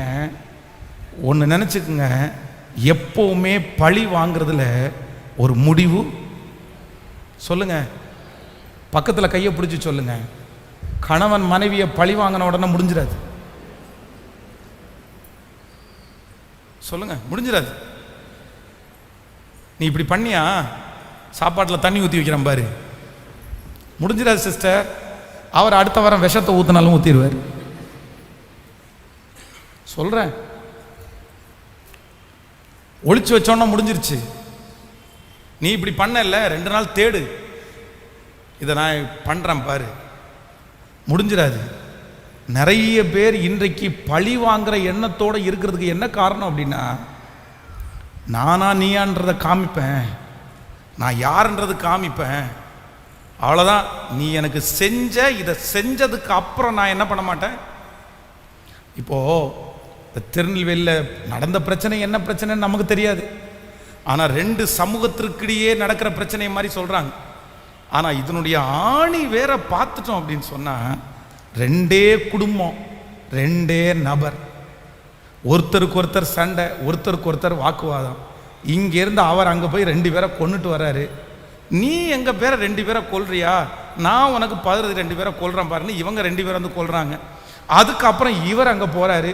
நமக்கு 2 பேருக்கும் இப்படி சண்டை போட்டு 2 பக்கம் ஆட்கள் சாகிறது வந்து வேண்டாம், இதோட நிப்பாட்டிக்கலாம், நீ அமைதியாருன்றாரு. ஆனால் ஒருத்தனுக்கு அமைதியாக இருக்கிறதுக்கு விருப்பம் இல்லை. இன்னொருத்தர் அமைதியாக இல்லை அப்படின்னா நான் என்ன செய்யணுமோ அதை செய்வேன்னு அதையும் சாப்பிட்டா சொல்லாமல் ரொம்ப வைராக்கியத்தோடு, நீ ஓவராக ஆடுனேன்னா நானும் ஓவராக ஆட வேண்டியது இருக்கும் அப்படின்னு சொல்லிட்டு வராரு.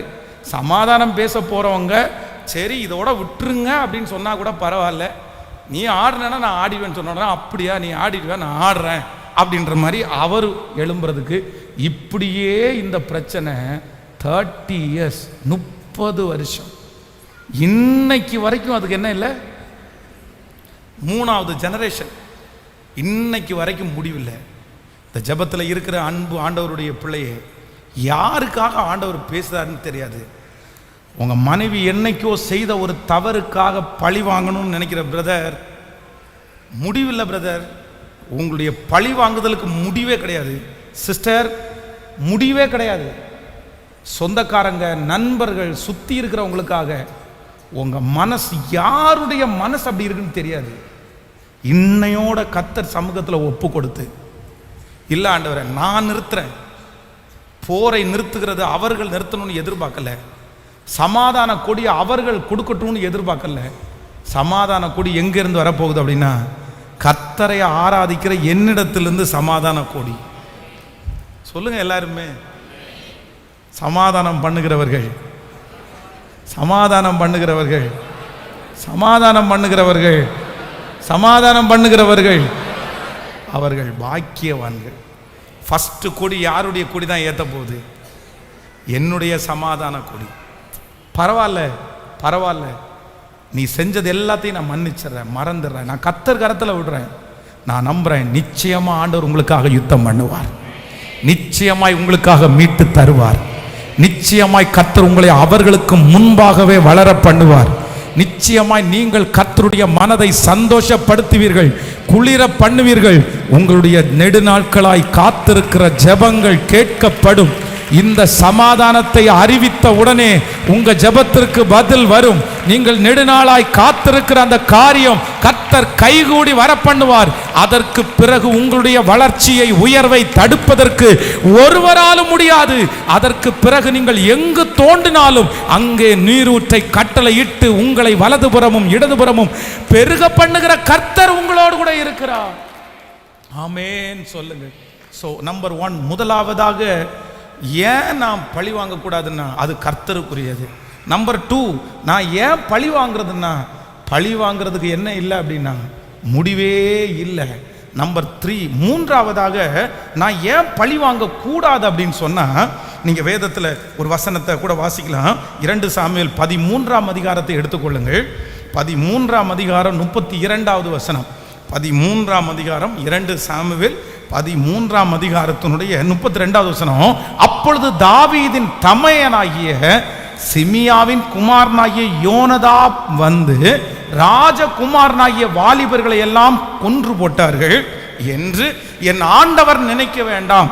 அம்னோன் மாத்திரம் செத்து போனான். தன் சகோதரியாகிய தாமாரை கற்பழித்த நாள் முதற்கொண்டு அது அப்சலோமின் நெஞ்சில் இருந்தது.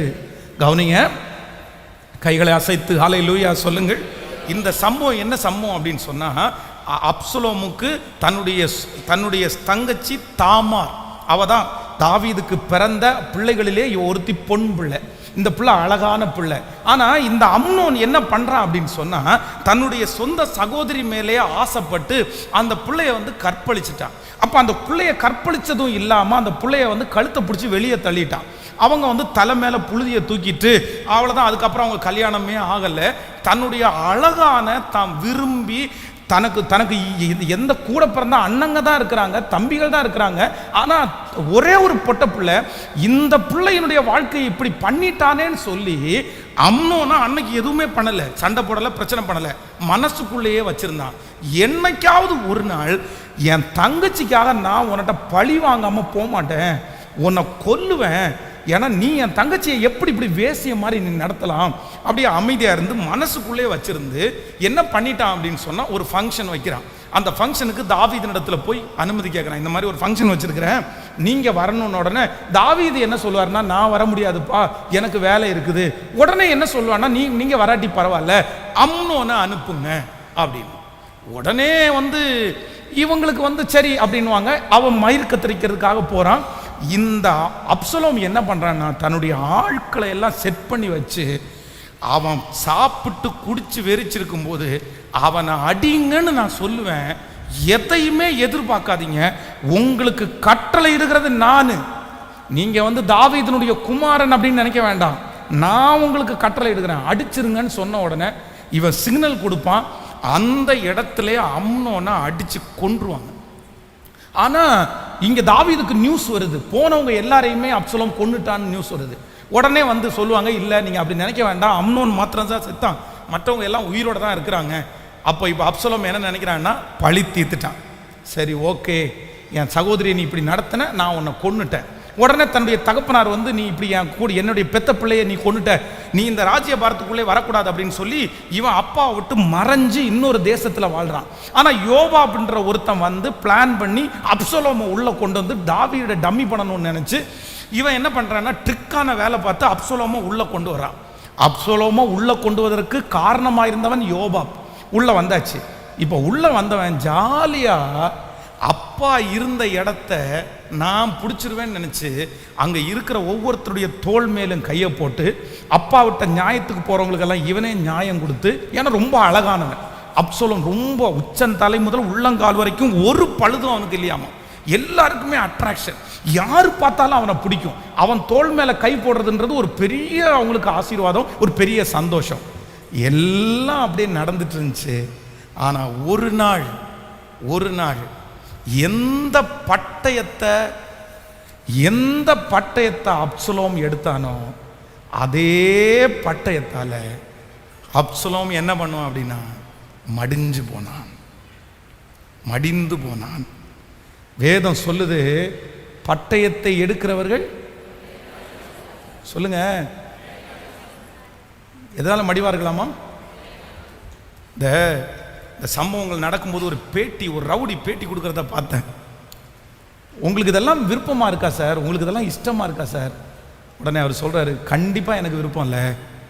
எங்களுக்கும் எல்லா மனிதர்களைப் போல சமமாய் வாழ்றதுக்கு தான் எங்களுக்கு விருப்பம். அப்புறம் ஏன் கையில கத்தி, அப்புறம் ஏன் துப்பாக்கி, அப்புறம் ஏன் உங்களுக்கு பாதுகாப்புக்கான இது? உடனே அந்த உலகத்தில் இருக்கிற மனுஷன் சொன்ன வார்த்தை எனக்கு ஷாக் ஆயிடுச்சு. சார், ஒரு டைம் கத்திய கையில் எடுத்துட்டோம் அப்படின்னு சொன்னா எல்லா ரவுடிகளுக்கும் அந்த கத்தினால தான் சாவு. நாங்கள் திருந்தினாலும் நாங்கள் விட்டாலும் எங்களை பாதுகாக்கிறதுக்கு எங்கள் கத்தி எங்கள் தலைமாட்டில் இருந்து தான் ஆகணும். இல்லை அப்படின்னா இன்னொரு கத்தி எங்களை கொன்றும். நாங்கள் திருந்திட்டோம், நாங்கள் மாறிட்டோம். ஆனால் கத்தி நாங்கள் இன்னொருத்தரை கொல்றதுக்கு வச்சிருக்கல, என்னை பாதுகாக்கிறதுக்காக நான் வச்சிருக்கிறேன். பிரதர், பேதுரு ஆண்டவரை நேசித்து கத்திய கையில் எடுக்கும்போது ஆண்டவர் சொல்றாரு, பேதுருவே, உன் பட்டயத்தை, இங்கே இருக்கிற யாரோ ஒரு சில இடத்துல கர்த்தர் சொல்றாரு, உன் பட்டயத்தை சொல்லுங்க, எனி என்னவானாலும் இருக்கலாம். பிரதர், விளையாட்டா எடுக்காதீங்க பிரதர். சிலர் கத்திய கையில் வச்சிருக்கலங்க, ஆனா கூர்மையான ஆயுதங்க அவங்க நிறைய பேர் வச்சிருக்கிறாங்க. வெளியில ஜெபம் பண்றவங்க நிறைய பேர், வெளியில கணவன் மனைவி அவ்வளோ உறவா இருக்கிறது மாதிரி ஆனா மனசுக்குள்ள முழுக்க டாமினேட்டிங், அரசாளி, ஸ்ட்ரிக்டா, வஞ்சகமான. கர்த்தர் பார்க்கிறார், கர்த்தர் நியாயம் தீர்ப்பார். ஆண்டவருடைய கண் உங்களுக்கு முன்னாடி இருக்கு, கண் உங்க முன்னாடி இருக்குது. திருநெல்வேலியில் ஒரு கன்வென்ஷன் கூட்டத்துக்கு போயிருக்கும்போது ஒரு வீட்டில் தங்க வச்சாங்க. ஸோ ஒரு இரவு, அப்போ அந்த ராத்திரி தங்கிட்டு இருக்கும்போது அப்படியே பெட்டில் படுத்து கையை இப்படி தூக்குனா ஒரு பெரிய அருவா தொங்குது. நிஜமா எனக்கு ஒரே டவுட்டு, இந்த அருவா இங்கே எதுக்கு தொங்குது அப்படின்னு. வீட்டில் நிறைய வசனம்லாம் இருக்குது, ஆனால் அருவா மட்டும் சரி. அருவா ஒரு பீரோக்குள்ளே இருந்திருந்தா கூட சரி, ஏதோ வச்சுருக்காங்க, இல்லை அடியில் இருந்தால் கூட ஏதோ தச்சுருக்காங்கன்னு நினைக்கலாம். எங்கே தொங்குதுன்னா அந்த பீரோவுக்கு ஒரு கை இப்படி ஒரு கொக்கி கொடுப்பாங்கல்ல, அந்த கொக்கியில் அருவா தொங்குது. உடனே நான் சரி இளநீ ஏதோ வெட்டுறது கூட ஏதோ வச்சுருப்பாங்க அப்படின்னு நினைக்கிறேன். பார்த்தா இளநீ வெட்டுற அருவா இல்லை, அது என்னன்னா ஆளை வெட்டுற அருவா. யாராவது வந்துட்டாங்கன்னா, திருடிட்டாங்கன்னா அவங்கள வெட்டுறதுக்காக எல்லா ரூம்லயும் என்ன வச்சிருக்காங்க? அருவா. நிறைய பேர் தங்களை பாதுகாக்கிறதுக்காக நாயையும் அருவாயும் வச்சிருக்காங்க.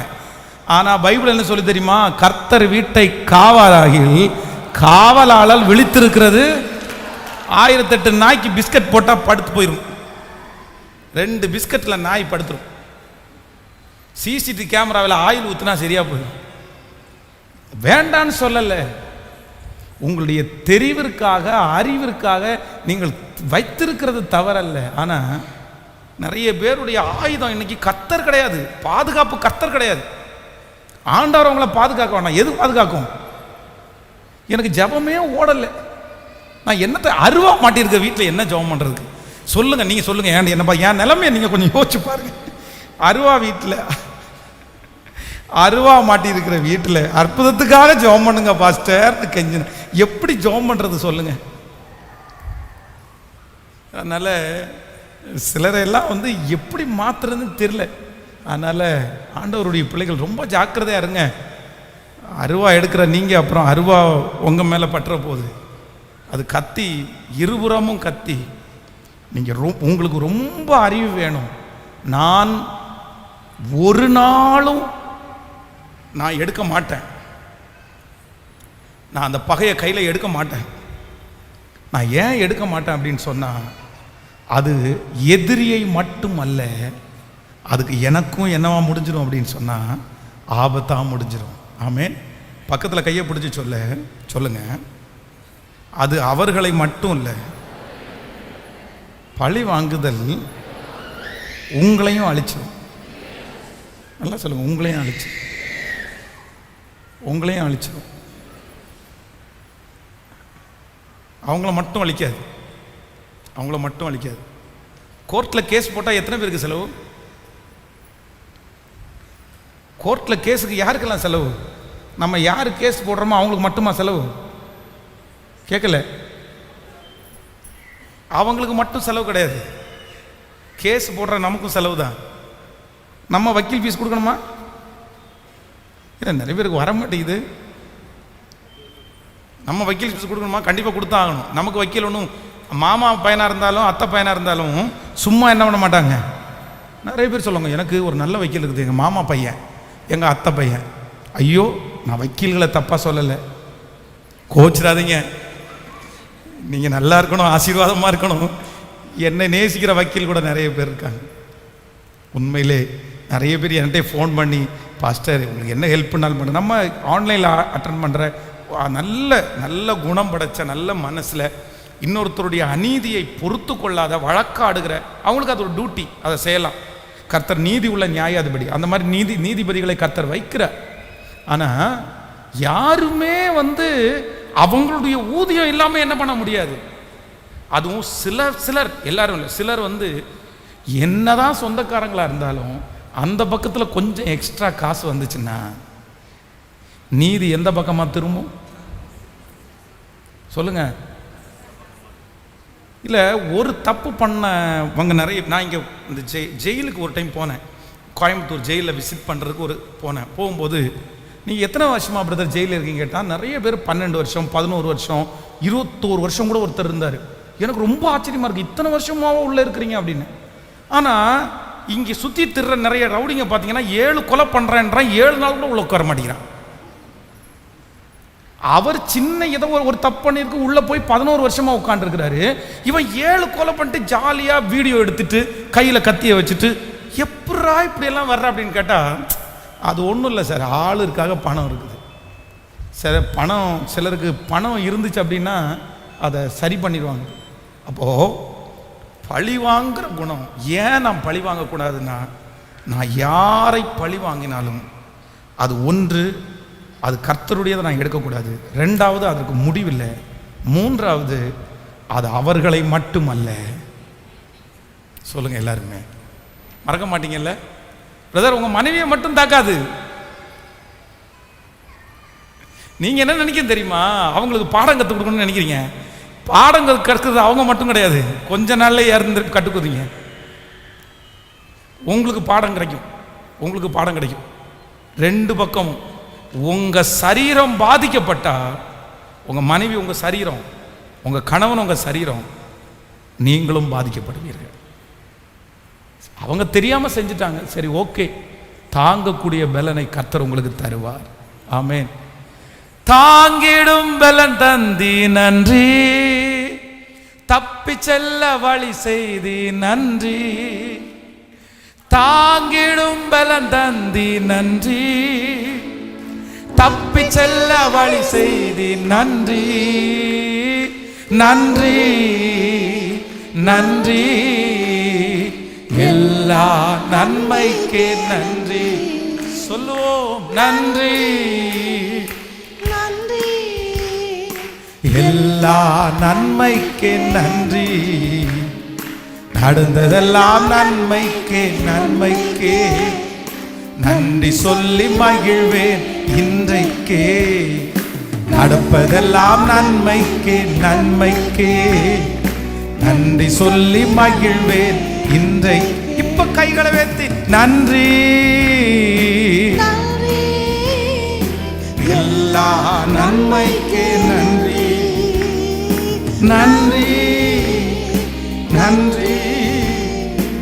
எல்லா நன்மைக்கே நன்றி. ஹல்லேலூயா. ஸோ நம்பர் 4, 4வது, நம்ம பழி வாங்கிறது. ஏன் ஆண்டவருடைய பிள்ளைங்க பழி வாங்கக்கூடாதுன்னா, யாரெல்லாம் பழி வாங்கிறதற்காய் கசப்பை மனதுக்குள்ளே வைக்கிறார்களோ அவர்களுக்கு என்ன ஆசீர்வாதங்கள் வந்தாலும் சமாதானம்ன்ற ஒன்று மட்டும் யாராலையுமே கொடுக்கவே முடியாது. பக்கத்தில் இருக்கிற கையை பிடிச்சி சொல்லுங்க, நீங்கள் பழி வாங்க வேண்டாம். ஏன் அப்படின்னா, நீங்கள் என்னைக்கு பழி வாங்கணும்னு நினைக்கிறீங்களோ அன்னைக்கு போகிற சமாதானம் நீங்கள் திரும்ப பெற்றுக்கொள்ளவே முடியாது. ஆமேன்னு சொல்லுங்க. எளிமை நிற்கலாமா? ஆனால் எப்போ சமாதானம் நமக்கு வரும் தெரியுமா? எப்போ சமாதானம் வரும் தெரியுமா? மனசார மன்னிச்சு கர்த்தர் உன்னை பார்த்துக்கட்டும்பா, கர்த்தர் உன்னை பார்த்துக்கட்டும்பா அப்படி சொல்லும்போது ஒரு சமாதானம் நமக்குள்ள வரும் பாருங்க. அந்த சமாதானம் நஷ்டத்தில் வர சமாதானமாக இருக்கும். அந்த சமாதானம் நம்முடைய எல்லாவற்றையும் இழந்து கிடைக்கிற சமாதானமாக இருக்கும். ஆனால் அந்த சமாதானத்துக்கு எல்லையே இருக்காது. ஹல்லேலூயா. நான் சொல்றது எத்தனை பேருக்கு புரியுது? கைகளை உயர்த்தி ஆமேன். நீங்கள் விட்டு கொடுக்கும்போது பணமும் சேர்ந்து போயிடும், விட்டு கொடுக்கும்போது நம்முடைய மான மரியாதையும் சேர்ந்து போயிடும். ஆனால் ஒரு சமாதானம் உள்ள வரும். நீங்கள் எத்தனை பேர் அதை அனுபவிச்சிருக்கீங்கன்னு தெரியல. ஒரு சமாதானம் உள்ள வரும், ஒரு சமாதானம். அந்த சமாதானம் அது தேவன் கொடுக்கிற சமாதானம். அப்போ அந்த சமாதானம் வரும்போது உங்களுக்கு என்ன தோணும் தெரியுமா? பணமும் வேண்டாம், இவன் கொடுத்த மரியாதையும் வேண்டாம். இந்த சமாதானத்துக்கு ஈக்குவலா இந்த உலகத்தில் வேற எதுவுமே இல்லடா. நான் நம்புறேன் அந்த சமாதானம் உங்கள் ஒவ்வொருத்தருடைய இருதயத்தையும் ஆளுகை செய்வதற்கு கர்த்தர் உங்களை ஆச்சரியமாய் வழி நடத்துவாராக. இப்ப சொல்லுங்க, எத்தையுமே பழி வாங்குறதல் எனக்குரியது. மேனேஜரை, ஓனரை, லீடரை, ஹலோ சொல்லுங்க.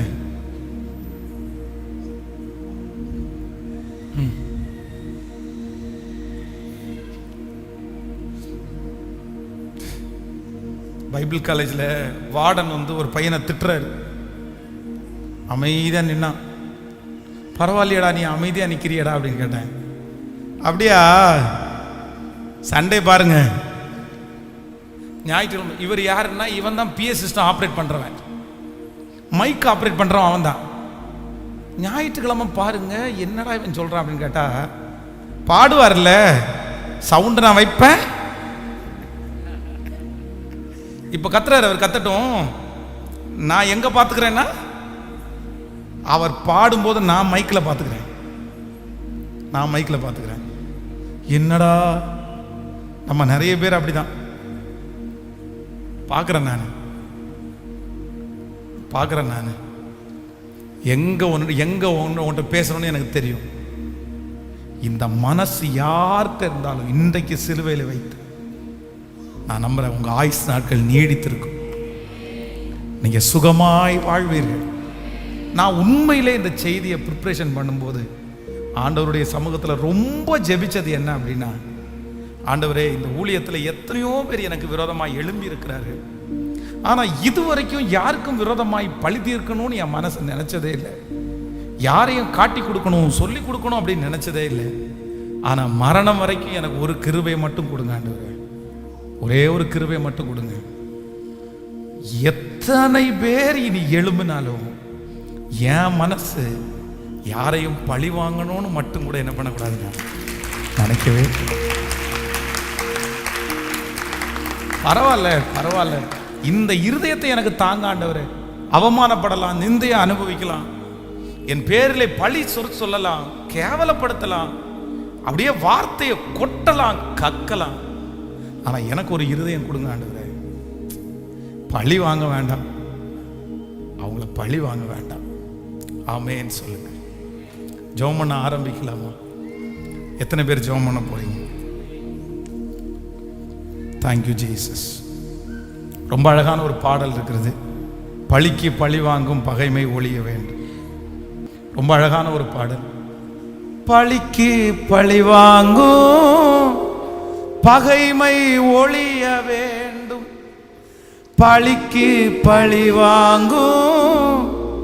பகைமை ஒழிய வேண்டும், மன்னிக்கும் மனப்பான்மை தேசத்தில் மலர வேண்டும். மன்னிக்கும் மனப்பான்மை தேசத்தில் மலர வேண்டும். இறங்கும் ஐயா மனம் இறங்கும் ஐயா, இறங்கும் ஐயா மனம் இறங்கும். கட்டிப்பிடித்தே உந்தன் பாதத்தை கண்ணீரால் நனைக்கின்றேன் கர்த்தாவே. கட்டிப்பிடித்தே உந்தன் பாதத்தை கண்ணீரால் நனைக்கின்றேன் கர்த்தாவே. ஹல்லேலூயா. எங்கள் தேசத்தில் யுத்தங்கள் ஓய வேண்டுமே, இளைஞரெல்லாம் இயேசுவுக்காய் வாழ வேண்டுமே. எங்கள் தேசத்திலே யுத்தங்கள் ஓய வேண்டுமே, இளைஞரெல்லாம் இயேசுவுக்காய். இறங்குமையா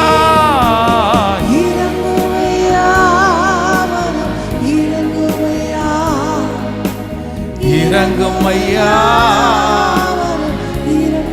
கைகளை உயர்த்தி இறங்குமையா. நன்றி அப்பா, நன்றி. இறங்குமையா. ரொம்ப அழகான ஒரு பாடல். எல்லாரும் ஏக்க குரலோட பாடி ஒரு பெரிய முடிவுக்கு வரணும். இனி நம்முடைய தேசத்தில் இந்த மாதிரி கொடுமைகள் எல்லாம் நடக்கக்கூடாது. யாருடைய ரத்தமும் ரோட்டுகளிலே சிந்தப்படக்கூடாது. நமக்கு தெரிஞ்சு இத்தனை கொலைகள், தெரியாத எத்தனை கொலைகள் நடக்கிறது, நீதி மாற்றங்கள் எத்தனை நடக்கிறது. இந்த வன்முறைகள் எல்லாம் ஒழியணும். இளைஞர்களுக்குள்ள ஒரு பெரிய சமாதானத்தை தரணும்.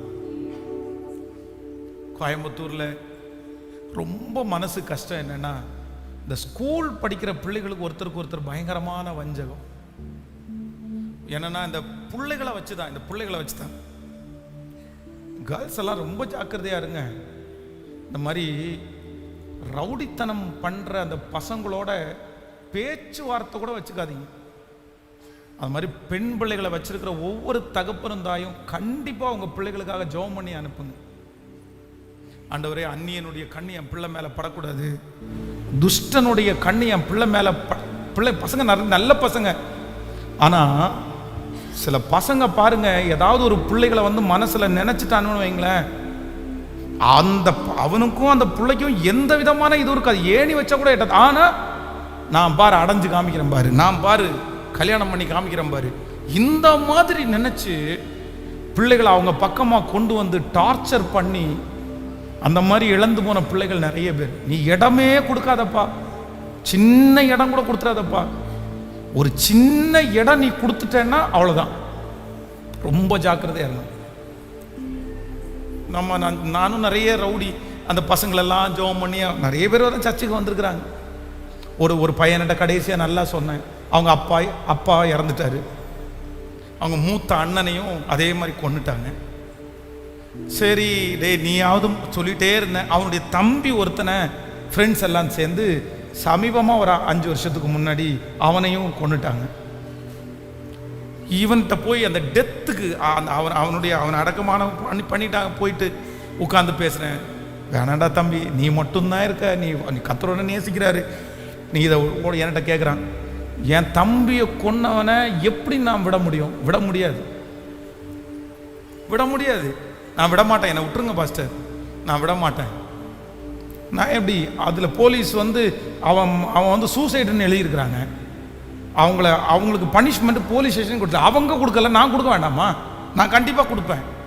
இன்னைக்கு பார்த்தீங்க அப்படின்னா இன்னைக்கு அவன் ஜெயிலில் இருக்கான். அவனுடைய வாழ்க்கையும் ஒன்றும் இல்லை. 20 வயசு 22 வயசு பிள்ளைகளே. இங்கே இருக்கிற எத்தனை பேருடைய பிள்ளைகள் சமீபமாக பார்த்துங்களா, இந்த நம்ம துடியலூர் பக்கத்தில் ஒரு பையனை ஓடி வெட்டிட்டாங்க பார்த்தீங்களா?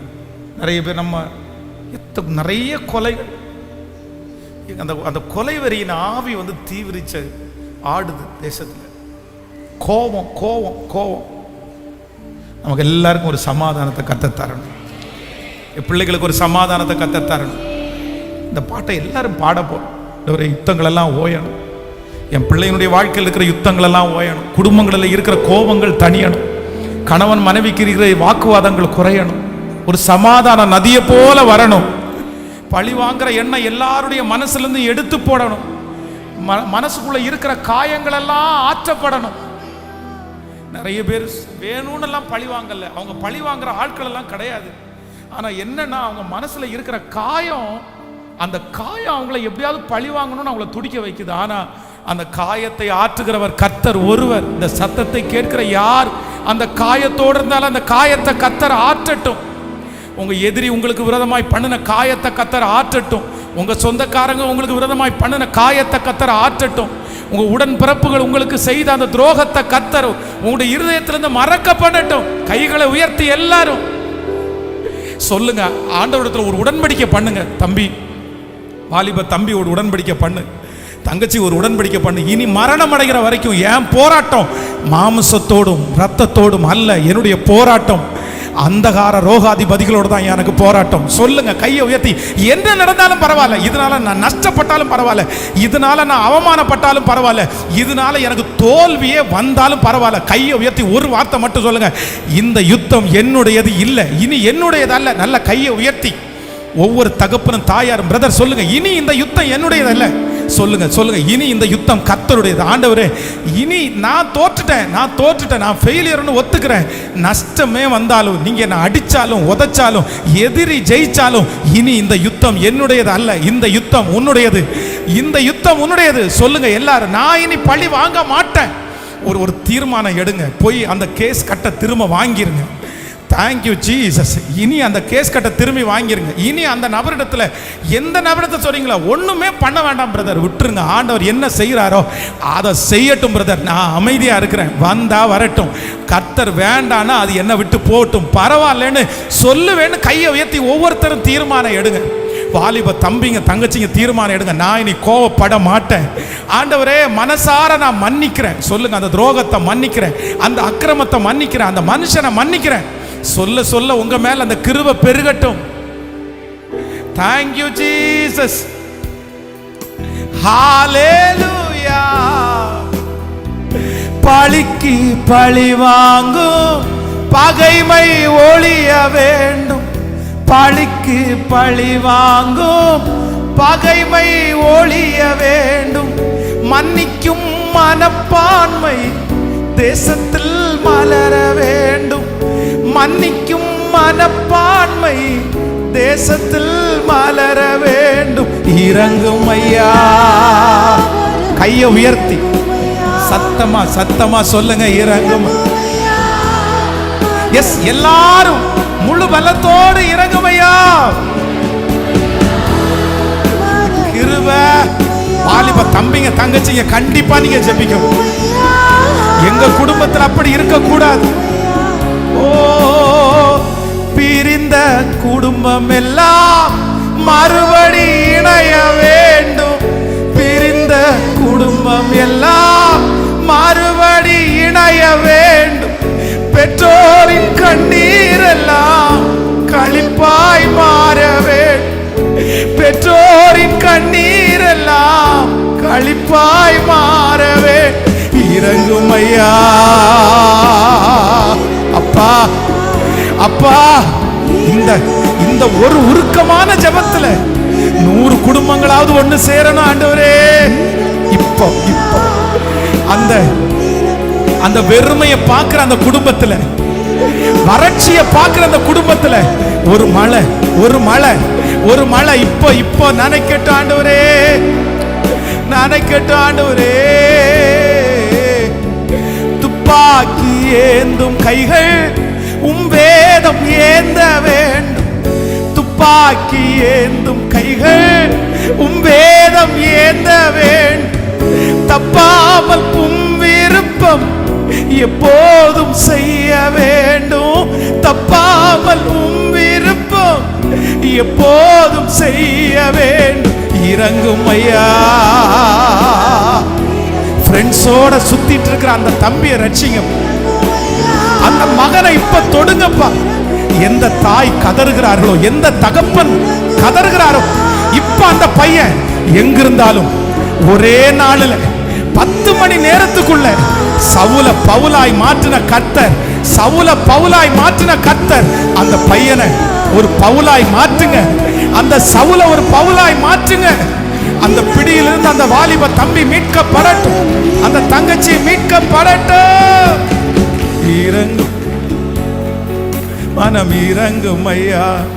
வீடுகள் இழந்தவர்கள், இடங்களை பெயர்ந்தவர்கள், வீடு இழந்தவர்கள், இடங்கள் பெயர்ந்தவர்கள் மறுவாழ்வு பெற வேண்டும், மகிழ்ச்சியால் நிரம்ப வேண்டும். மறுவாழ்வு பெற வேண்டும், மகிழ்ச்சியால் நிரம்ப வேண்டும். இறங்கும் ஐயா. சத்தமா இத ஜெபிக்கிறவங்க மட்டும் இந்த வார்த்தையை சொல்லிட்டே இருக்கு. வயதான அம்மாங்கள்லாம் இந்த கர்த்தர் இந்த ஜெபத்துல ஒரு அற்புதத்தை கட்டளையிடுற. அந்த குடும்பங்கள், பிள்ளைகளுடைய குடும்பம் இணைய போகிறது ஒன்றாய்.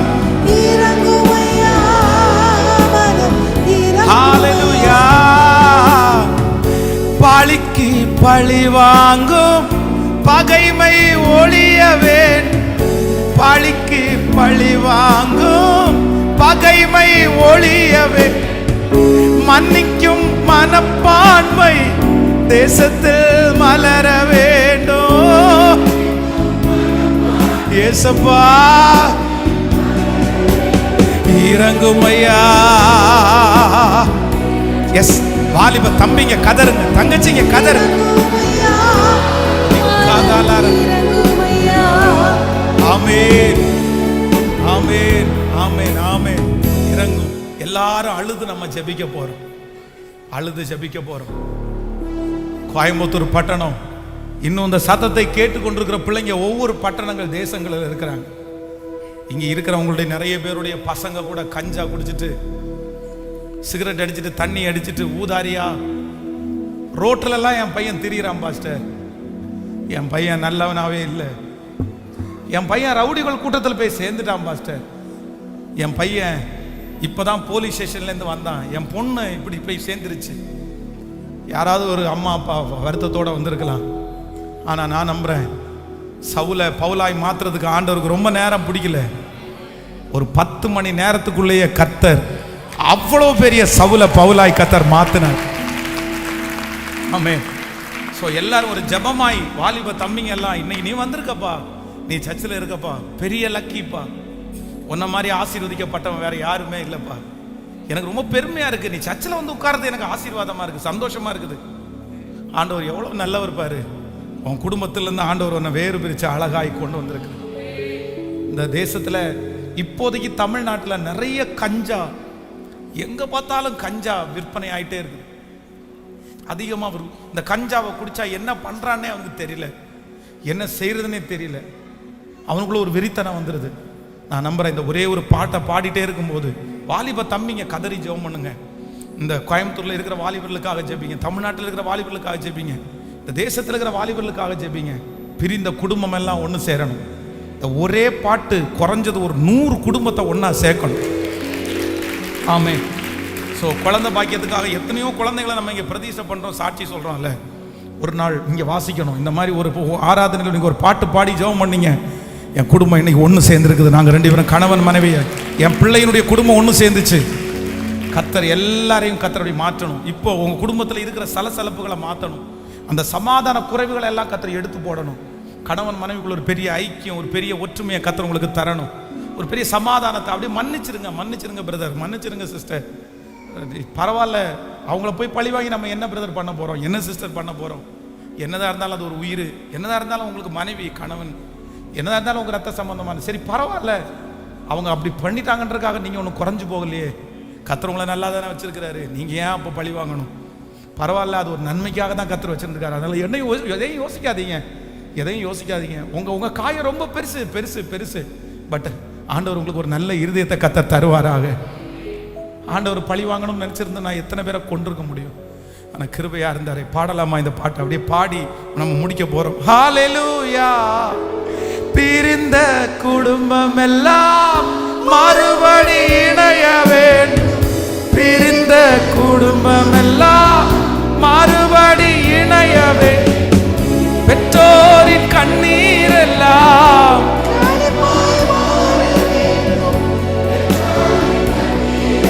ஜெபிக்கிறவங்க அப்படியே ஜெபம் பண்ணிட்டே இறங்கும் ஐயா, இறங்கும் ஐயா, இறங்கும் ஐயா. ஆண்டவரே அவங்கள கொண்டு வாங்க ஆண்டவரே, இறங்கும் ஐயா. இப்போ இப்போ இந்த ஜெபத்தை ஏறெடுக்கிற அந்த தாயாருடைய மகன், அந்த தகப்பனாருடைய மகன், அந்த மகள், ஓ ஹalleluya. துப்பாக்கி ஏந்தும் கைகள் வேதம் ஏந்த வேண்டும். துப்பாக்கி ஏந்தும் கைகள் வேதம் ஏந்த வேண்டும். தப்பாமல் விருப்பம் ஏசப்பா.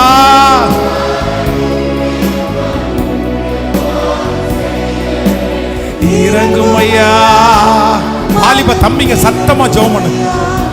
இந்த உலகத்துல இருக்கிற வாலிபர்களுக்காக ஜெபம் பண்ணுங்க. எஸ், வன்முறையில ஈடுபடுகிற வாலிபர்களுக்காக ஜெபம் பண்ணுங்க. வன்முறையில ஈடுபடுத்தப்படுகிற பிள்ளைகளுக்காக ஜெபம் பண்ணுங்க.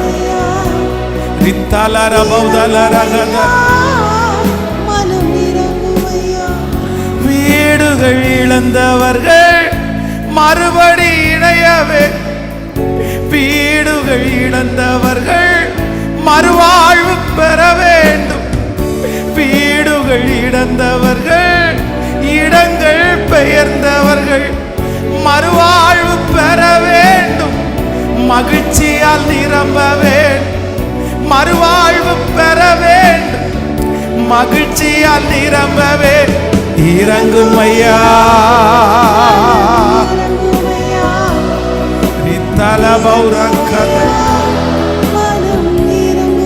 நன்றியப்பா, நன்றியப்பா, நன்றி.